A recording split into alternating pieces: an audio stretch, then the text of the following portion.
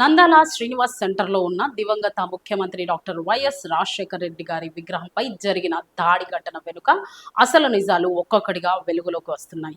ఈ రోజు ఉదయం జరిగిన ఈ ఘటనపై తొలుత కొంతమంది కూటమి నాయకులు, అనుకూల మీడియా వర్గాలు నిందితుడు వైఎస్ఆర్ కాంగ్రెస్ పార్టీకి చెందిన వ్యక్తి అంటూ ప్రజలను తప్పుదోవ పట్టించే ప్రయత్నం చేశారు. అయితే కొద్దిసేపటికే అసలు విషయం బయటపడింది. కాలు మాలి మక్కిలు ఎరకొట్టు కింద కూర్చోబెడతారు. జాగ్రత్త, పిచ్చి వేషాలు వేయకండి. ఎవరు సరదాగా ఉండే విషయాలు కాదు ఇవి. శాంతి భద్రతలను ఏమాత్రం క్షీణిస్తే చిన్నపాటిది కూడా సహించం. మీకు బలంగా తెలియజేస్తాం ప్రజలందరికీ కూడా.